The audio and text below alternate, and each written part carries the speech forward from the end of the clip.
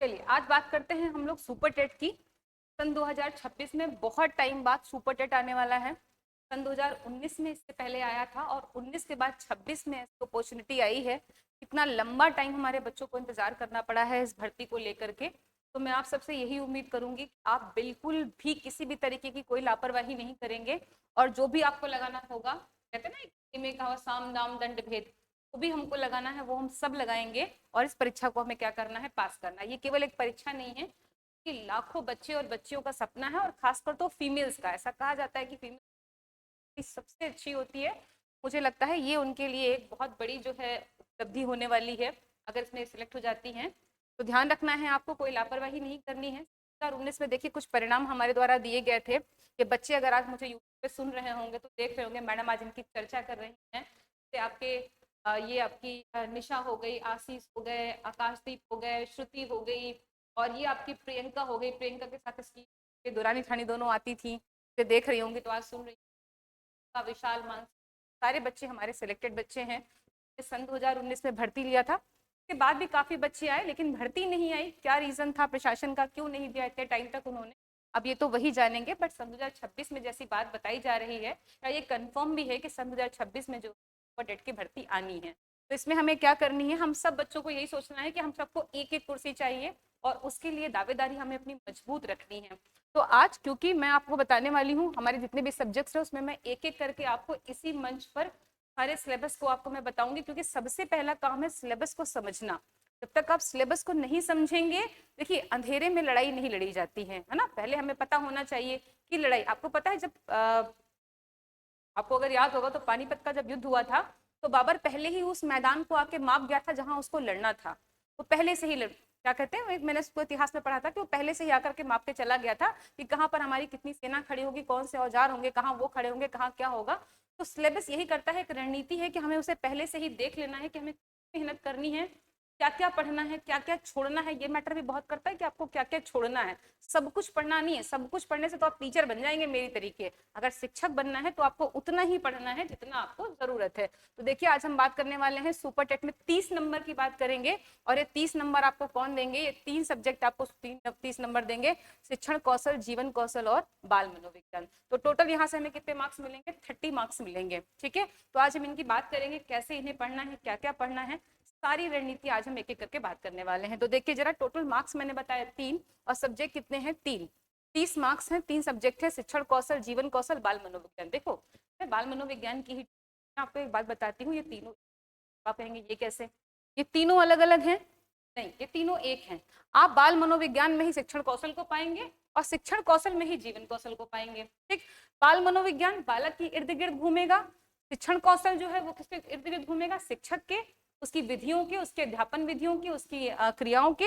और जीवन कौशल कैसा है, इन दोनों को जब हम मजबूत कर लेंगे, में ले आएंगे तो जीवन कौशल आ जाएगा। ठीक है, तो कुछ करना इसमें नहीं है, इसी सिलेबस को उन्होंने क्या किया है, अलग अलग कर दिया है। तो सबसे पहले बात करते हैं शिक्षण कौशल। आप याद करिए जब भी आपने चाहे सीटेट आपने पढ़ा होगा, चाहे टीटी पढ़ा होगा, सब में आपने शिक्षण कौशल पढ़ा है। आपने मैथ्स पढ़ी होगी, उसमें भी शिक्षण कौशल पढ़ा होगा, संस्कृत का भी शिक्षण कौशल आपने पढ़ा होगा, सबका पढ़ा होगा आपने, राइट। तो यहाँ पर एक आपको अलग से एक सब्जेक्ट ही दे दिया गया है, शिक्षण कौशल। इसमें आपको करना क्या है, शिक्षण की विधियां पढ़नी है, कौशल शिक्षण अधिगम के सिद्धांत पढ़ने हैं आपको। सिद्धांत कौन से हैं आपको याद होगा, सारे आप लोगों ने पढ़े होंगे। किसकी तरफ से, हाँ सारे सिद्धांत की अगर आप बात करें तो स्थूल से सूक्ष्म की ओर बात किया होगा, आमूर्त से मूर्त की ओर, विश्लेषण से विश्लेषण की ओर, ये सारे हमें सिद्धांतों की बात करनी है। भारतीय समाज एवं प्रारंभिक शिक्षा कैसी थी, हमें इसकी बात करनी है कि कैसे शिक्षा का स्वरूप प्राचीन से लेकर के और प्राचीन भारतीय इतिहास से लेकर के और आधुनिक भारतीय इतिहास में बदला है, थोड़ा हमें इसकी बात करनी है। शिक्षण पद्धति की बात करनी है। देखिए यहाँ पे लिखा हुआ है समावेशी शिक्षा। समावेशी शिक्षा हमें कहाँ पढ़नी है, समावेशी हमको विज्ञान में भी पढ़नी है, लेकिन हमें यहाँ समावेशी शिक्षा का वो रूप पढ़ना है, क्या कर रहा है, बालक को बराबरी में लाकर खड़ा कर रहा है, बराबरी में, तो बराबर लाकर खड़ा करेगा समावेशी शिक्षा। यानी कि हमें इसके उद्देश्य और ये कैसे काम कर रहा है, हमें इस पे यहाँ पे पढ़ना है। बात प्रारंभिक शिक्षा और उसके कैसे थे, उसके नवीन प्रयास, यानी आपकी जो एनसीएफ आया, आपका न्यू एजुकेशन, क्या ये आपकी, हमें इसके बारे में पढ़ना है, कैसे कैसे ये बीच बीच में इनमें क्या हुआ, सरकारी संशोधन आपके होते रहे सरकार द्वारा, ये पढ़ने हैं। बाद हम जब चलेंगे तो मूल्यांकन, शैक्षिक मूल्यांकन पढ़ना है आप लोगों को, मापन पढ़ना है।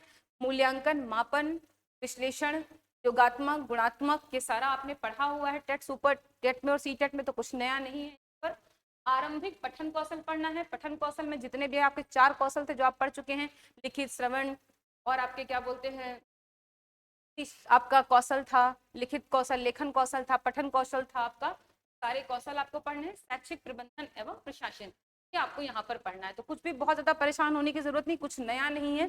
जो आपने मनोविज्ञान में पढ़ा हुआ था उसी को से निकाल करके क्रीमी लेयर में यहाँ पर क्या कर दिया गया, शिक्षण कौशल बना रख दिया गया है। तो ये सब आपका पढ़ा हुआ है, टेट सी टेट में आप सब पढ़ चुके हैं, इसीलिए बिल्कुल परेशान होने की और घबराने की जरूरत आपको नहीं है। ठीक है, इसके बाद देखिए आगे हम चलते हैं। तो आगे हमें क्या मिलेगा, शिक्षण कौशल में मैंने आपको बताया ये सारे चैप्टर्स आ गए हैं। शिक्षण की विधियां एवं कौशल, शिक्षण अधिगम के सिद्धांत हमारे जो थे, वर्तमान भारतीय समाज, समावेशी शिक्षा, प्राथमिक शिक्षा के नवीन प्रयास, शैक्षिक मूल्यांकन, आरंभिक पठन कौशल, शैक्षिक प्रबंधन एवं प्रशासन, शिक्षक की भूमिका, वर्तमान भारतीय समाज एवं शैक्षिक मूल्यांकन एवं शासन, सारा हम पढ़ चुके हैं। ठीक, इसके बाद इधर देखिए बाल मनोविज्ञान। बाल मनोविज्ञान अभी जिन्होंने टीईटी का पेपर हाल ही में दिया है तो दिमाग से उनका भी नहीं। ठीक, इसमें देखिए व्यक्तिगत विभिन्नताएं हैं। इसमें बताया गया है कि प्रत्येक बालक क्या है, एक जैसा नहीं होता है। जब हाथ की 5 उंगलियां बराबर नहीं है, एक माँ के 2 बेटे बराबर नहीं है, तो सारे बालक कक्षा के कैसे बराबर हो सकते हैं। कि व्यक्तिगत विभिन्नताओं को ध्यान में रख करके क्या करना है, उनका हमें स्टडी करनी है, उनके बिहेवियर की स्टडी करनी है। उसके बाद बाल विकास को प्रभावित करने वाले कारक, कारक आपको पता है 2 हैं, एक आपका आनुवंशिक कारक है, दूसरा आपका वातावरण कारक है। दोनों कैसे बच्चे को प्रभावित करते हैं ये आपको यहाँ पर पढ़ना है। उसके बाद सीखने की आवश्यकता की पहचान, सीखना क्यों जरूरी है, किस बालक को कितना जरूरी है, और अगर किसी को बहुत ज्यादा जरूरी है तो किस विधि का प्रयोग किया जाए। यहाँ पर आपको देखिए यहाँ है कि आपको पढ़ना है। आप पढ़ने के लिए वातावरण का सृजन करना, मतलब वैसे वातावरण को क्रिएट करना कि वहां पे पढ़ाई बहुत अच्छी हो सके, एकाग्रता, रुचि आ सके बालक के अंदर, उसकी समस्या का समाधान हो सकेगा। वातावरण का मतलब यहाँ ये नहीं चेयर टेबल और कमरे से, वातावरण का मतलब ये है कैसे बच्चे को एकाग्र बनाया जाए, उसके अंदर रुचि लाई जाए, उसके अंदर तत्परता लाई जाए, उद्देश्य की प्राप्ति के करने के लिए कैसे उसके अंदर जो है वो एक कहते हैं कि फायर रिंग का काम कैसे किया जाए। कक्षा शिक्षण में व्यवहारिक और उपयुक्तता की व्यवहारिक उपयोगिताएं क्या क्या है, किस किस चीज का ध्यान रखना है, यहाँ पर आप मेथड और मटेरियल की बात करेंगे। उसके बाद दिव्यांग छात्र हेतु विशेष व्यवस्था, ये समावेशी शिक्षा है, समावेशी शिक्षा का ही एक पार्ट है जो आपने पढ़ा हुआ है कि दिव्यांग छात्रों के लिए कैसी कैसी व्यवस्थाएं होना चाहिए। आपने पढ़ा ब्रेल लिपि जो होनी चाहिए, वीडियो ऑडियो इनका प्रयोग, प्रोजेक्टर का भी प्रयोग होना चाहिए। तो ये सारी आप ये भी बातें पढ़ चुके हैं। तो मनोविज्ञान आपका 10 नंबर का है जो आपको ये पढ़ना है, सारा पढ़ा हुआ है आपका, बार बार कह रही हूँ, परेशान होने की जरूरत नहीं, थोड़ा व्यापकता लेकर के आनी है, आयाम को बढ़ा देना है और उसी बात को पढ़ना है जो आपने टेट में पढ़ा है और सी टेट में अभी आगे आप पढ़ेंगे। ठीक, इसके बाद हम बात करते हैं, ये चैप्टर सारे हैं जो मैंने आपको बताया, चैप्टर्स फॉर्म में आ गए हैं जो हमें पढ़ना है। व्यक्तिगत विभिन्नताएं, मनोविज्ञान का उद्देश्य, सीखने की आवश्यकता, सिद्धांत और कक्षा शिक्षण, व्यवहारिक उपयोगिता, प्रयोग, प्रेरणा का सृजन करना, पढ़ने के लिए वातावरण का सृजन करना, सिद्धांत, दिव्यांग छात्र एक इनकी व्यवहारिक उपयोगिता एवं प्रयोग। ठीक, तीसरा सब्जेक्ट हमारा क्या है, जीवन कौशल एवं प्रबंधन एवं अभिवृद्धि। बहुत इंपॉर्टेंट है क्योंकि बच्चों को लगता है चलो भाई शिक्षण तो हमने पढ़ लिया, बाल विकास हमने पढ़ लिया था, लेकिन अब जीवन कौशल तो हमने पढ़ा नहीं, कुछ नहीं है। जो शिक्षण कौशल है और जो मनोविज्ञान है, इन्हीं को बैलेंस करना ही जीवन कौशल है और कुछ नहीं है, या आप ये कह लो इन्हीं का परिणाम जीवन कौशल है। ठीक है, इसमें क्या पढ़ना है, व्यवसायिक आचरण पढ़ना है आपको। क्या आपका व्यवसायिक आचरण क्या होना चाहिए, कहने का मतलब ये है व्यवसायिक आचरण में आप पढ़ेंगे शिक्षक को अंदर कौन कौन से ऐसे, ठीक, जैसे पाठ्यक्रम में उसको निपुण होना चाहिए, प्रत्येक बालक को एक समान देखना चाहिए, प्रत्येक बालक को बोलने का मौका देना चाहिए, बच्चे को क्या करना चाहिए, उसके समस्या का समाधान देना चाहिए। सारे जो व्यवसायिक आचरण है वो आपको देखने हैं। इसमें किसी भी बच्चे पर नाराजगी या उसे मारना नहीं चाहिए, ठीक, दंड नहीं देना चाहिए, पुरस्कार भले ही आप दे दो लेकिन दंड नहीं देना है। ठीक, प्रेरणा शिक्षक का बहुत इंपॉर्टेंट है। उसके बाद अनुदेशक करता पढ़ना है आपको, करता है, मार्गदर्शक, परामर्शदाता, ये सब शिक्षक के अलग अलग रोल हैं। आप टीचर बन जाएंगे तो आपको ये रोल प्ले करने पड़ेंगे। कभी आपको एज अ परामर्शदाता के रूप में काम करना है, कभी मार्गदर्शक के रूप में काम करना है, कभी अनुदेशक के रूप में काम करना है, कभी नेतृत्वकर्ता के रूप में आपको काम करना है। फिर संवैधानिक और मानवीय मूल्य क्या है, आपने पॉलिटी में पढ़ा होगा, अनुच्छेद 23, अनुच्छेद 24, अनुच्छेद 23 में आपने पढ़ा होगा। बालकों के लिए, पुरुषों के लिए, महिलाओं के लिए कहा गया है कि उन्हें क्या करना है, किस तरीके से काम नहीं करने देना है ना, दंडनीय अपराध है। हाँ, आपने पढ़ा होगा तो वो सारी चीजें पर आ जाएंगी। तो आपका जीवन कौशल हो गया और ये चैप्टर वाइज आपका दे रखा है। स्थानिक और मानवीय दंड एवं पुरस्कार व्यवस्था का प्रभावी प्रयोग, नेतृत्वकर्ता, मार्गदर्शक, परामर्शदाता, संवैधानिक और मानवीय मूल्य एवं दंड पुरस्कार व्यवस्था का प्रभावी प्रयोग। ठीक, तो टॉपिक है जो ये कवर हो जाएंगे। ये आपको ये पूरा पढ़ने पर आपको क्या है, ये पूरा पढ़ने पर आपको जो है 30 नंबर मिल जाएंगे। मैं फिर कह रही हूँ, ये सारे आपको एक रास्ते में मिलेंगे, आपको अलग अलग नहीं चलना है। कुछ ऐसी स्ट्रेटजी बनानी है आपको कि आपको एक इंटीग्रेटेड सब्जेक्ट आपको इसको मानना है। हमारे पास एक बुक है सीडीपी की, मैं आपको वो दिखाऊंगी। क्या ना, एक बुक है हमारे पास, हमने उसको इसी तरीके से बनाया है। फिर सारी चीजें हमने डे 1 में ही डाल दी थी। जब हमारा 2019 का रिजल्ट आया था तो उसके बाद जो बच्चों के फीडबैक मिले थे कि मैम बहुत अच्छा जो नोट्स था वो बहुत अच्छा नोट्स था, बहुत अच्छा पढ़ाया गया, हम लोगों को बहुत इजी हुआ सिलेक्शन लेने में। तो फिर हमने उसको कंपाइल्ड वे में एक बुक बनाई थी हमने अपनी, मार्केट में वो बुक हमारी मिल रही है। उसमें हमने तीनों चैप्टर, तीनों सब्जेक्ट्स के सारे चैप्टर्स को डाल रखा है, पीवाईक्यू फॉर्म में है। और उनके जो आंसर हैं उनका हमने एक्स्ट्रा एनालिसिस और एक्स्ट्रा एनालिसिस करके उसका आंसर भी हमने आपको दे रखा है। उसमें और भी बहुत एक्स्ट्रा इन्फॉर्मेशन डाल रखी है हमने। तो जो हमारे कानपुर के बच्चे हैं, जो हमारे आसपास के हैं, वो तो इंस्टीट्यूट आकर के उसको देख सकते हैं। और जो बाहर के बच्चे हैं वो मुझे यूट्यूब पर वो मुझे क्या कहते हैं कमेंट करेंगे, तो मुझे बताएंगे, तो मैं उसको सॉफ्ट कॉपी उसकी मैं उसको अपलोड करा दूंगी। ठीक है, अब देखिए ध्यान से बात को समझिए। ये तो आपका सीडी, मैं एक एक करके सारे जो है वो आपको सब्जेक्ट्स लेकर के आऊंगी। ये वो बुक है जो मैं आपको बता रही हूँ, ये वो बुक है बाल विकास। ये बुक है आपकी बाल विकास, 2000 क्वेश्चंस हैं इसमें, आपका सब कुछ है इसमें। आपका शिक्षण कौशल भी है इसमें, आपका मनोविज्ञान भी है, इसमें आपका शिक्षण शास्त्र भी है, सारी चीजें हैं। इस एक बुक को अगर आप पढ़ लेते हैं तो इससे क्वेश्चन आपका बाहर नहीं जाना है। देखिए, क्वेश्चन टू क्वेश्चन ढूंढने की कोशिश मत किया करिए। क्वेश्चन के जो 4 ऑप्शन होते हैं उसी में नेक्स्ट क्वेश्चन छुपा हुआ होता है। तो हमें क्या करना है, ऑप्शन को अच्छे से एनालिसिस करना है। तो ये बुक है, तो ये बुक जिन बच्चों को भी सॉफ्ट कॉपीज की आप मुझे कमेंट कर दीजिएगा, और जो हमारे यहाँ लोकल एरिया के लोग हैं वो यहाँ पर आकर इस बुक को ले सकते हैं आकर के। ठीक है, अब मैं आपको ये बता रही हूँ कि जैसे मैंने इस सब्जेक्ट का आपको एनालिसिस बताया है, मैं वैसे ही एक एक करके सारे सब्जेक्ट्स लेकर के आऊंगी और मैं आपको बताऊंगी कि कैसे पढ़ना है, क्या स्ट्रैटेजी होगी। लेकिन एक बात आप याद रखिए, सबसे पहली बात, मैं बच्चा बहुत परेशान है, क्या बहुत परेशान है कि मैरिड हो चुकी है वो बेचारी, जो 10-10 साल नहीं पढ़ाई की है वो आती है और नाम इतनी बड़ी अपॉर्चुनिटी है, नहीं हुआ तो क्या होगा। मैं आपको एक गाइडेंस यहाँ पर देना चाहिए। देखिए, ये भर्ती वाकई कुछ बच्चियों के जिनके यहाँ एक कंडीशन है कि बनना है तो टीचर ही बनना है और कुछ नहीं बनना है, उनके लिए तो ये एक अंतिम लड़ाई है अगर देखा जाए। तो सबसे पहला तो काम करना है आपको, अपने जहाँ पर भी आपका स्टडी रूम है वहाँ पे आपको ऐसे सिलेबस को लगाना है। नोटिफिकेशन जैसे ही आपका आ जाएगा सिलेबस को लगाना है, और सिलेबस के इतर और उतर आपको बिल्कुल नहीं जाना है, वो भी सिलेबस में है वही आपको पढ़ना है। दूसरी चीज, मैं खुद आपको यूट्यूब पे ये ज्ञान दे रही हूँ, लेकिन मैं फिर आपसे खुद कह रही हूँ, अगर आप किसी भी राज्य में, वहाँ पर भी आप किसी भी सिटी में हैं, जिले में हैं, अगर आपके आसपास बहुत अच्छी है तो आप जाकर के वहाँ पर पढ़िए। यूट्यूब पर पढ़ाई, मैं ये नहीं कहती कि बहुत अच्छी नहीं होती है, अच्छी होती है, लेकिन अगर आपको मौका मिल रहा है प्रत्यक्ष रूप से सामने, मनोविज्ञान में हम पढ़ते हैं ना कि अधिगम की गुणवत्ता बढ़ जाती है यदि शारीरिक और मानसिक दोनों रूपों में पढ़ाई की जाती है। जब आप यूट्यूब पर पढ़ते हैं ना तो आप केवल मानसिक रूप से बैठे होते हैं, शारीरिक रूप से सामने नहीं होते हैं। शारीरिक और मानसिक रूप से अधिगम का होना बहुत जरूरी है। आप तो खुद ही मनोविज्ञान के बच्चे हैं, आप लोगों ने तो पढ़ा हुआ है उसको। तो मैं आपसे ये रिक्वेस्ट करूंगी कि अगर कोई है तो आप एक अच्छा सा इंस्टीट्यूट आप उसको ढूंढिए और जाकर के वहाँ पे 2 से 3 घंटा दीजिए, क्योंकि वहाँ पे एक अनुशासन आता है। अनुशासन हमेशा, देखिए अखबार कभी डिजिटल नहीं अच्छा लगता, अखबार हमेशा फैला के पढ़ने में ही अच्छा लगता है।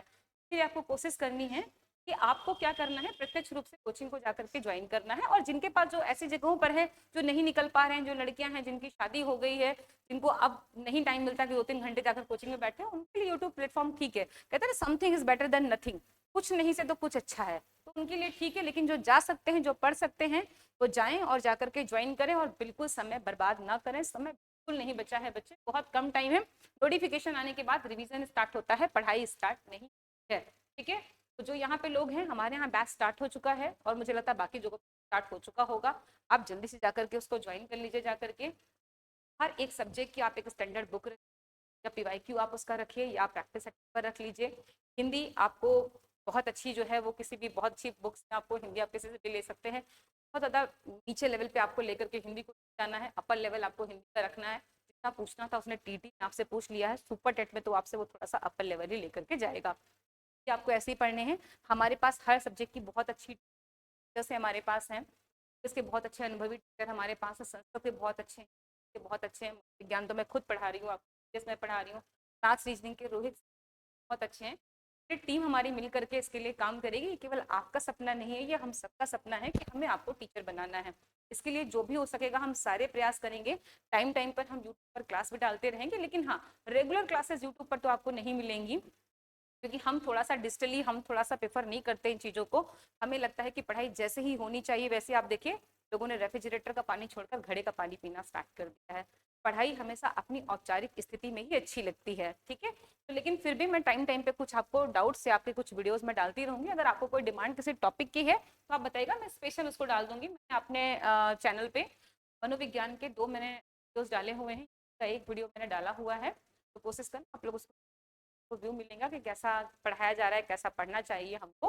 और टाइम टाइम पे और आपको वीडियो और भी मिलते रहेंगे, ठीक है। तो मैं आपसे यही कोशिश करूंगी, मन लगाकर बहुत अच्छे से पढ़िए।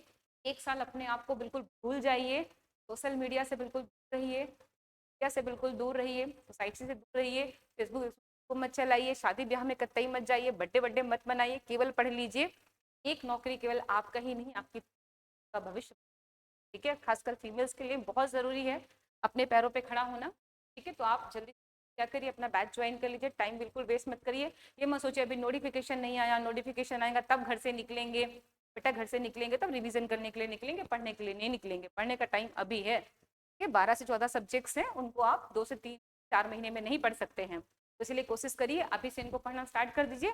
और जिनका सीटेट लगा हुआ है वो सीटेट के साथ भी पैरेलल पढ़ सकते हैं। वो स्टार्ट करें सीडीपी से, वो स्टार्ट करें हिंदी से, वो स्टार्ट करें ईवीएस से, और वो स्टार्ट करें मैथ और एसएसटी का, तो उससे स्टार्ट करें, ठीक है। तो आपको कोई भी डाउट होता है तो आप चैनल के कमेंट करके आप मुझसे पूछ सकते हैं और मैं आपको बता सकती हूँ। पढ़ते रहिए। आपका दिन शुभ।